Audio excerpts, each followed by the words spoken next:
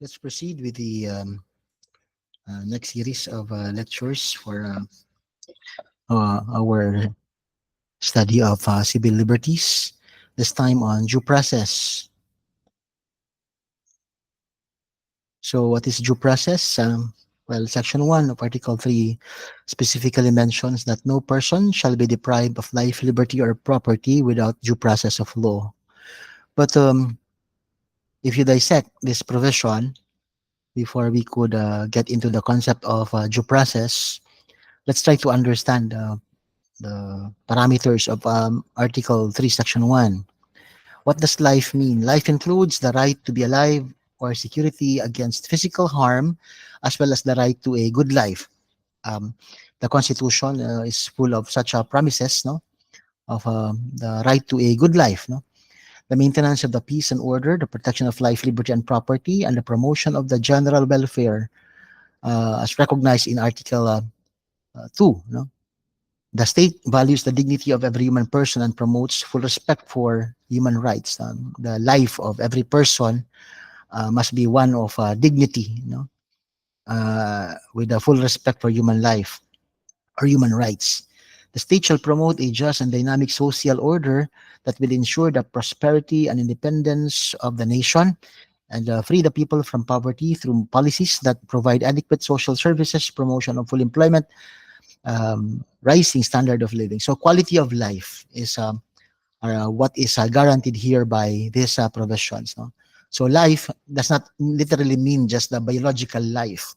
It means the good life, no? A life that is worth living.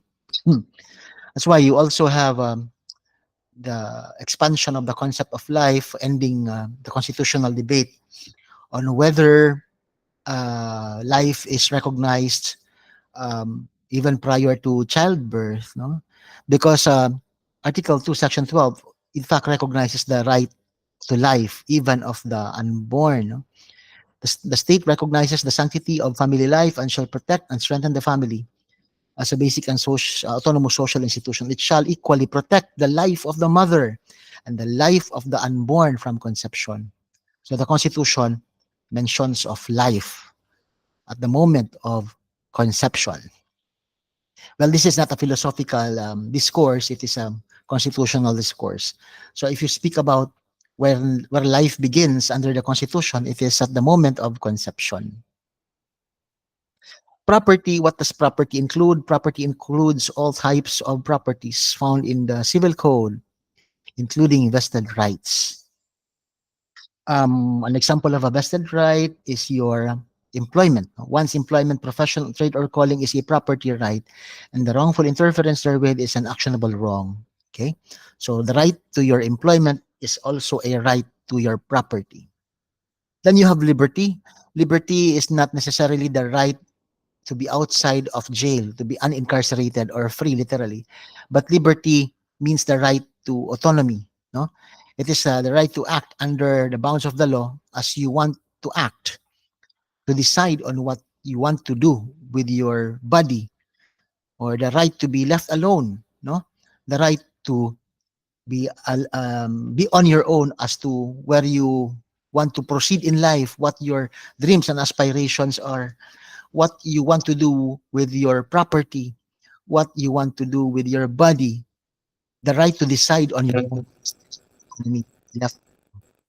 Remember, it is not simply about the right against being free from jail. It is a fact, even in you are deprived of freedom in Stiero, though you are not in jail. Okay, so it means autonomy in decision making, in what you want to do, how you want to do things. Okay, so what is due process? To be proceeded against accordingly. It should mean a law that shares the contents, proceeds upon lawful inquiry, and renders its judgment only after trial. So it contemplates of notice and opportunity to be heard if it's a litigation, no? Or when you are penalized or made to answer for something. So there are two aspects of due process: procedural and substantive due process. Procedural due process refers to the manner of which how you are proceeded against in law. While substantive due process is the very content of the law, it is on the matter of the substance of the law, whether the government has justifiable reasons for depriving you of life, liberty, or property. So let's first go to procedural due process, or the process on how a person is supposed to be proceeded against. So first is for judicial proceedings. This is for non-criminal cases. For criminal cases, we have it separately on the rights of the accused in criminal cases. Ano? So for non-criminal cases, the following are the requirements of due process. An impartial court or an impartial tribunal clothed with a judge with such clothed with judicial power to hear and determine the matter before it. So you should be a constitutionally created, or it should be a legally created court, and your court is clothed with judicial power, has the authority to hear and decide cases, because judicial power comes from the Constitution kasi.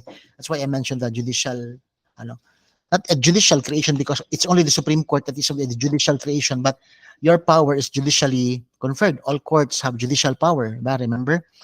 Must be impartial. You have jurisdiction to determine matters before it. No? Sorry, you have the impartiality to determine and hear the cases before it. Remember, in your legal ethics, you have the concept of the cold neutrality of an impartial judge. The cold neutrality of an impartial judge requires a judge not only to be actually impartial, but also to appear impartial, because it would be that day that we dread most if the public loses their trust, not only in the institution, but on the judges themselves. That's why the life of a judge is a bit challenging, because they must really be conducting themselves in an appropriate manner to, among others, to avoid the impression that they are prejudiced or biased. Jurisdiction has been lawfully acquired. So you have jurisdiction over the subject matter and the jurisdiction over the person, which you best understand in remedial law, because jurisdiction is the power of the court to hear and try and decide cases. There are certain courts which has jurisdiction on certain subject matters, depending on the amount involved or the remedy that is prayed for. So some cases, that's why some cases fall in the municipal trial court or MTCCs. Others fall in the RTCs, for example, on the trial court level.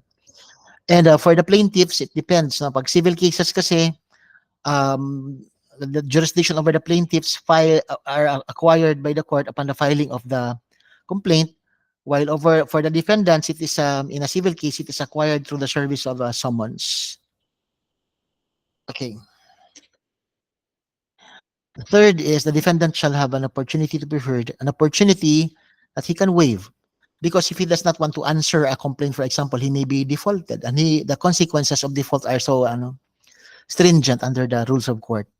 Judgment shall be rendered upon lawful hearing. Well, you have the procedure, the protocol under the rules of court for how civil cases are heard, no?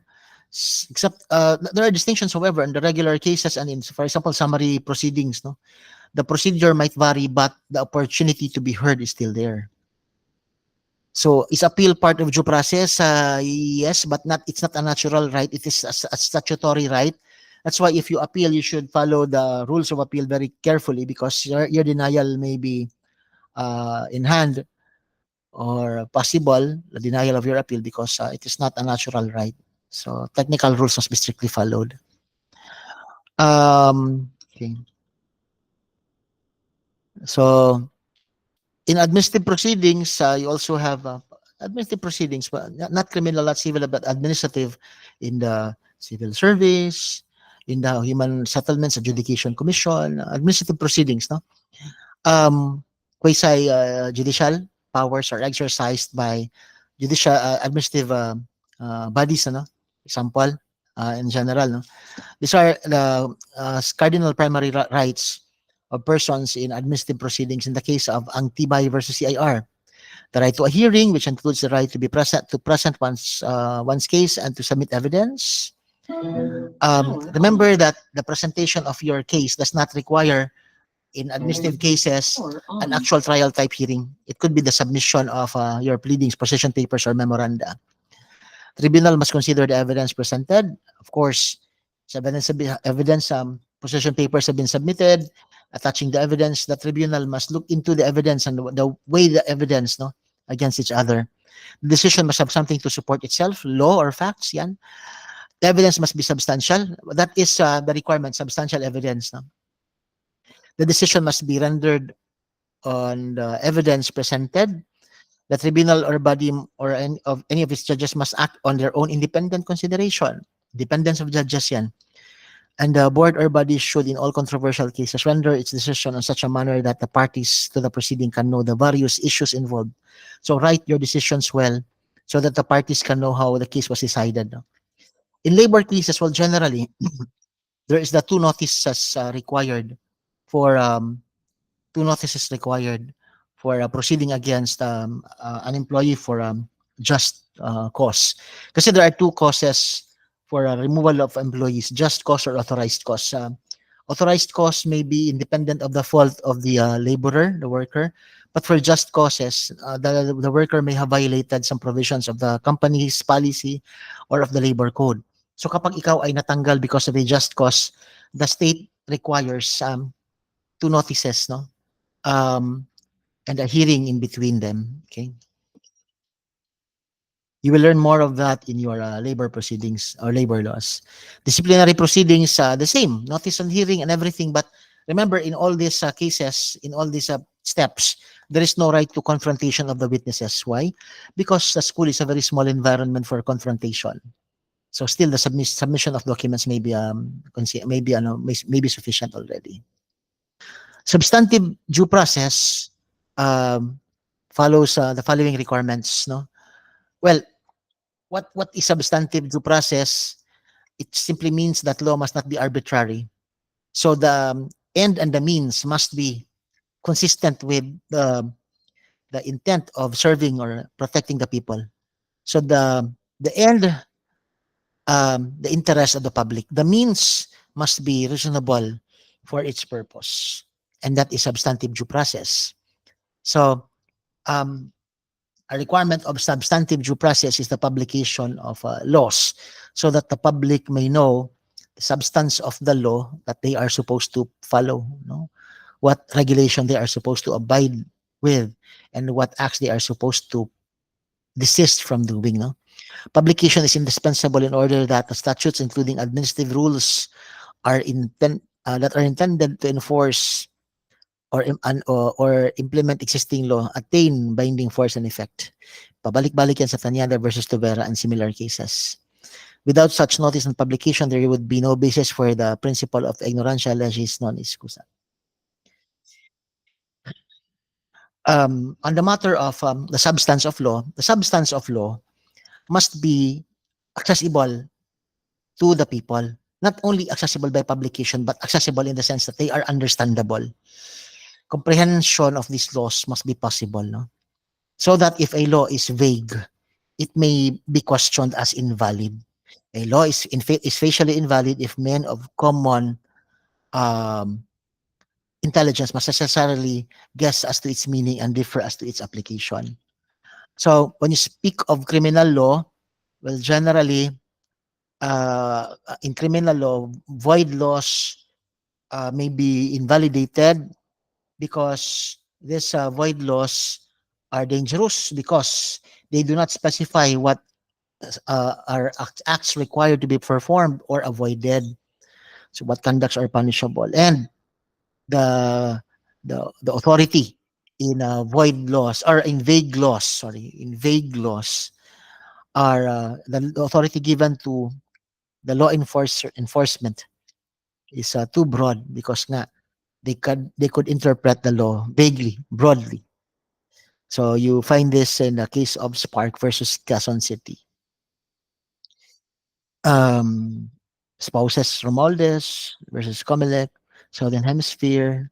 Okay, gives us the uh, caveat that the court must be cautious in invalidating laws because they are void or seem as void, because the legal system is complete with provisions of the law that could be interpreted both ways. That's why laws must be invalidated sparingly. Hindi siya pwedeng, especially criminal laws, because it would result to the mass acquittal of people. And besides, the stability of the law is a deterrent to the commission of crimes. So, avoid natin yung declaration of voidness of law for being vague, you know.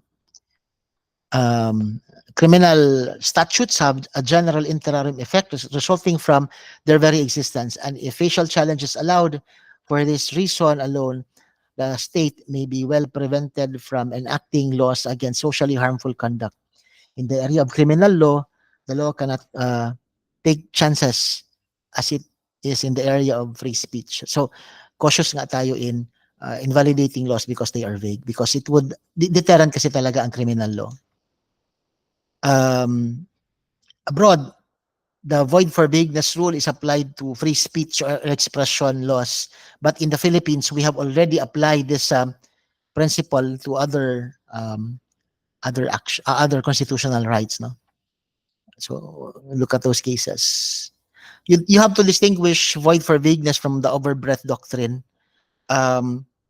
Statute which is either forbids or requires the doing of an act in terms so vague that men of common intelligence must necessarily guess as to their meaning.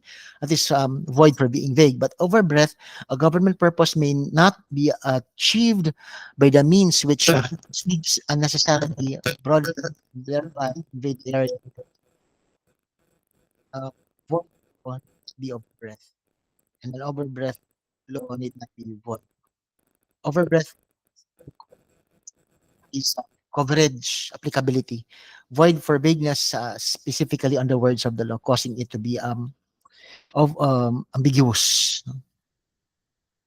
So in labor cases, substantive due process requires that you may only be terminated for just or authorized causes. Authorized causes are causes that require your or allow your termination on matters which are independent of the fault of the employee.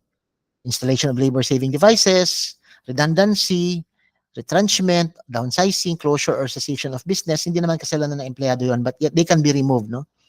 With a prior notice, of course, no? Just causes, not notice to explain pag authorized cause, ano lang siya, prior notice, no? Just causes, there is the notice to explain and the notice of termination following the hearing, no? These are terminations that refer to serious misconduct or willful disobedience or insubordination, gross habitual neglect of duties, fraud, or willful breach. These are grounds under the labor code, meaning these are fault of the employee. Okay, so those are the substance of the law that would deprive you of your property right, which is your labor, your work, your employment. Due process and police power. Well, again, police power is broad. Always, the police power is implemented. Interpretations should heavily favor it, no? So in this case of Malate, Ermita Malate versus Honorable City Mayor, and this case of Ermita, ito na yun, White Light versus City of Manila, the implications of the police power, no?